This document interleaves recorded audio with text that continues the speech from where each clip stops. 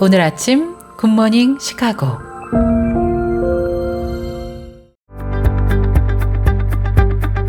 청취자 여러분 안녕하십니까? 3월 10일 월요일 굿모닝 시카고 데일리 뉴스 시작합니다.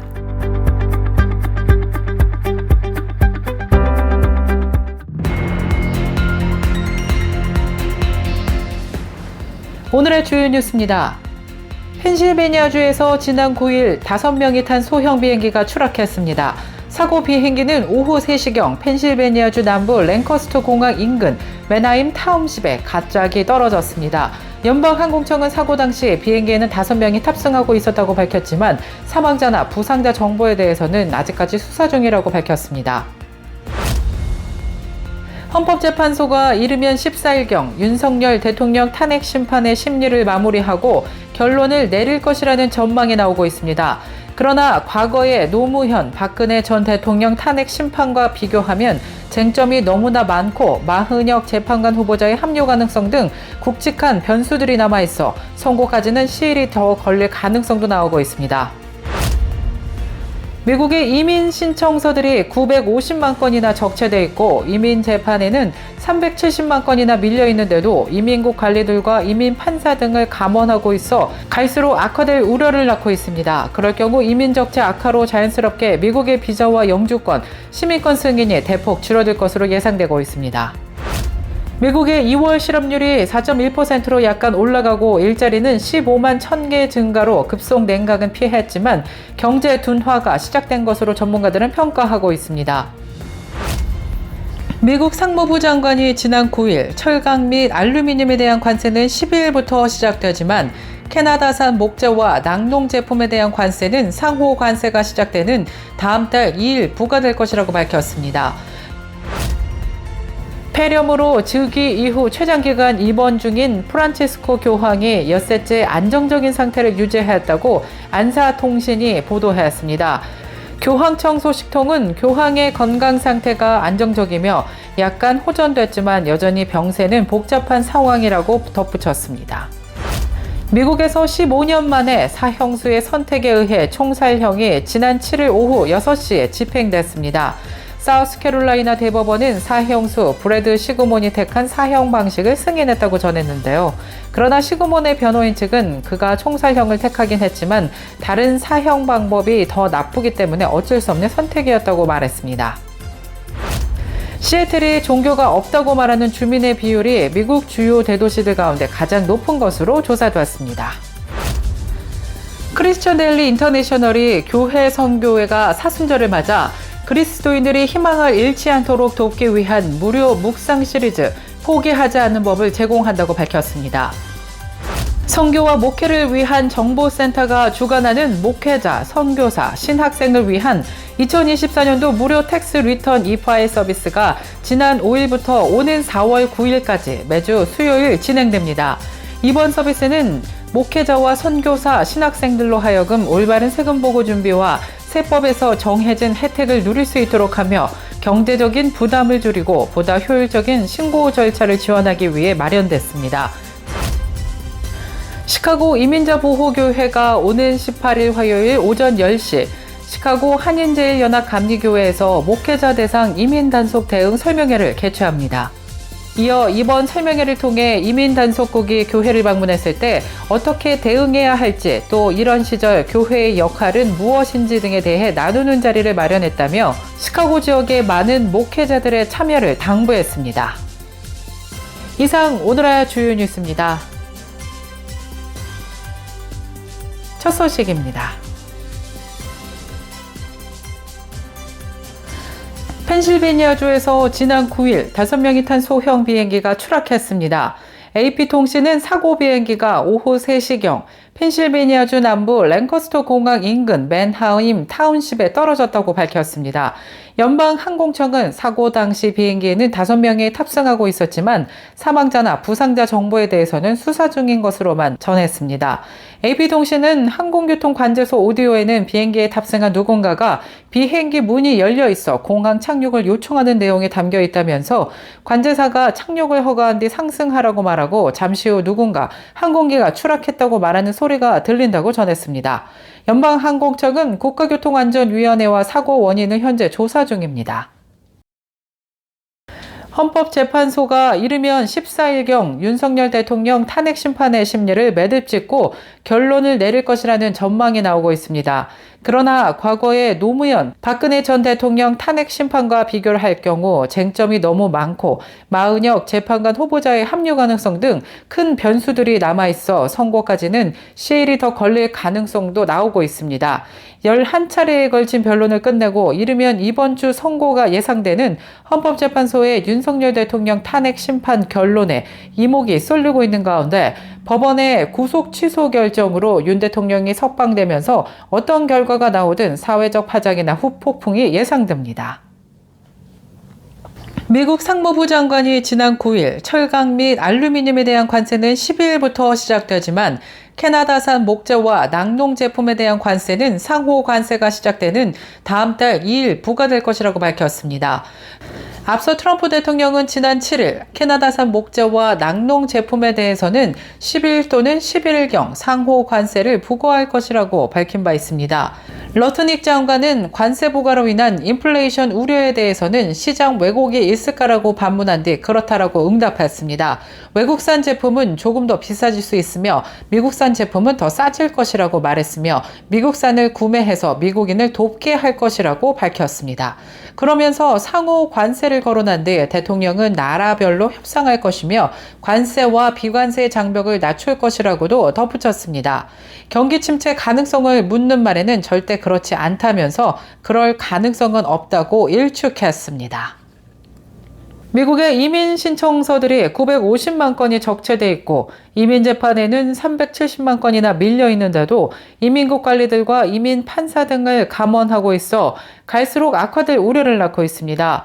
그럴 경우 이민 적체 악화로 자연스럽게 미국의 비자와 영주권, 시민권 승인이 대폭 줄어들 것으로 예고되고 있습니다. 각종 이민 신청서들은 현재 950만 건이나 적체돼 있고 이민 법원에는 370만 건이나 밀려 있는데도 이민 서비스국 관리들과 이민 판사와 행정 스태프들이 감원되고 있기 때문입니다. 국토안보부 산하인 USCIS에서는 2월에 수습 직원들을 중심으로 50명이 해고됐습니다. 연방법무부 소속 이민판사 43명과 행정요원 85명 등 128명이 해고되고 또 스스로 그만뒀습니다. 미국의 2월 실업률이 4.1%로 약간 올라가고 있고 일자리는 15만 1000개의 증가로 급속 냉각은 피했지만 경제 둔화가 시작된 것으로 전문가들은 평가하고 있습니다. 특히 연방 공무원들이 2월 한 달 6만 2천 명이나 해고됐는데 이번 2월 고용지표에는 1만 명 감원만 반영이 돼서 미국의 고용시장이 앞으로 더욱 크게 흔들릴 것으로 우려되고 있습니다. 연방 공무원들의 대량 해고가 시작돼 촉각을 곤두세우게 만들었던 미국의 2월 고용지표는 아직 전체 해고가 반영이 안 돼 급속 냉각은 일단 피했습니다. 폐렴으로 즉위 이후 최장기간 입원 중인 프란치스코 교황이 엿새째 안정적인 상태를 유지하고 있다고 현지통신이 보도했습니다. 교황청 소식통은 교황의 건강 상태가 안정적이라면서 약간 호전됐지만 여전히 병세가 복잡한 상황이라고 밝혔습니다.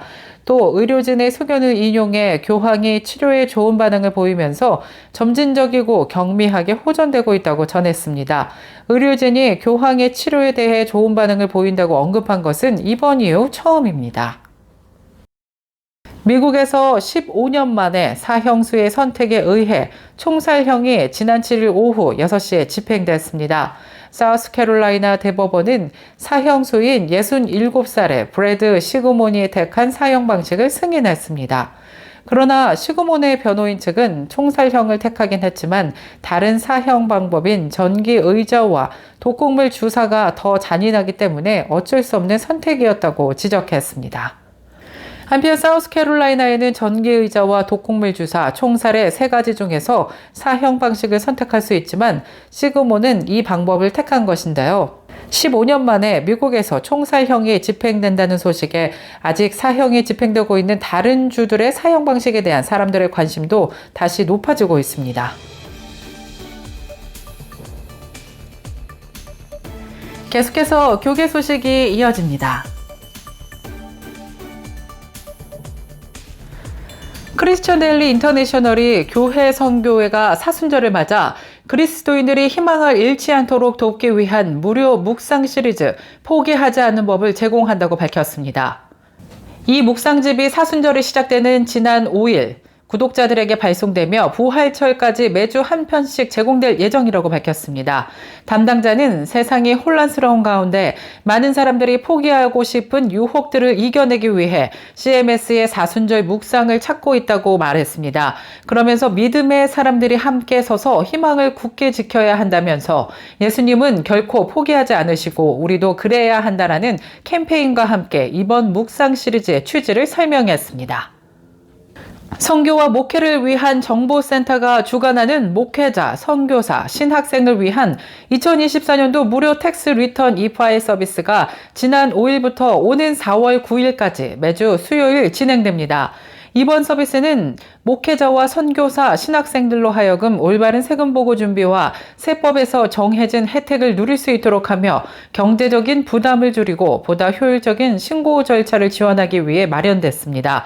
등록은 선교와 목회를 위한 정보센터 웹사이트를 통해서 할 수 있습니다. 시애틀에서는 종교가 없다고 말하는 주민의 비율이 미국 주요 대도시들 가운데 가장 높은 것으로 나타났습니다. 최근 퓨 리서치 센터가 발표한 2023-2024년도 종교 현황 연구 보고서는 시애틀을 포함한 34개의 대도시 주민 약 3만 7천 명을 대상으로 실시한 설문조사를 바탕으로 했습니다. 시애틀은 아무런 종교도 갖고 있지 않다고 답한 주민의 비율이 무려 44%로 포틀랜드와 동류를 이루면서 메트로 지역 가운데 가장 높은 것으로 조사됐습니다. 시카고 이민자 보호교회가 오는 18일 화요일 오전 10시 시카고 한인제일연합 감리교회에서 목회자 대상 이민 단속 대응 설명회를 개최합니다.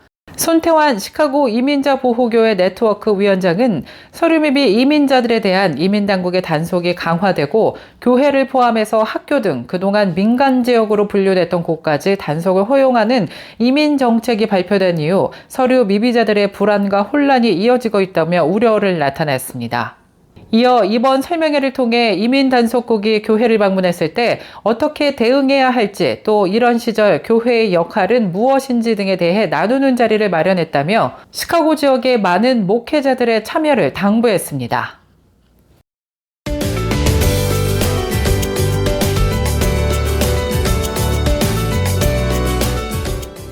KCBS 날씨 정보입니다. 지난 주말 동안 따뜻한 봄 날씨로 인해 모처럼 바깥 외출하기 좋으셨을 텐데요. 월요일인 오늘도 맑고 화창한 날씨 하루 종일 이어지겠습니다. 낮 최고 기온 63도까지 오르면서 매우 따뜻한 날씨 이어지겠습니다. 밤 최저 기온 47도 예상됩니다. 한동안 맑고 화창하면서 따뜻한 날씨는 이어질 전망입니다. 이상 KCBS 날씨 정보였습니다.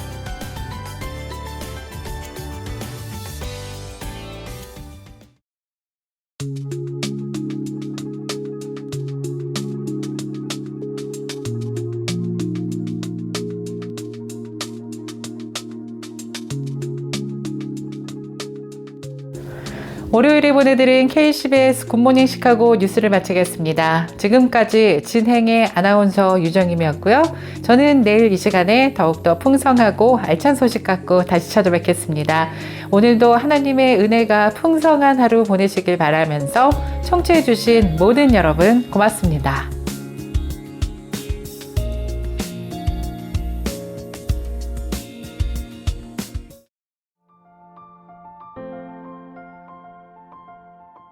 굿모닝 시카고 뉴스는 삶을 마무리하는 순간을 여러분과 함께합니다. 가장 저렴한 비용과 신뢰를 바탕으로 정성을 다하는 줄리심 장의사, 최신 학문과 기술 연마를 통해 최상의 치료로 보답하는 김강수 치과, 모든 보험을 원스톱으로 해결해드립니다. 한인사회를 위한 박상화 종합보험, 최고의 상품으로 소비자의 행복을 책임지는 영신건강 제공으로 함께합니다.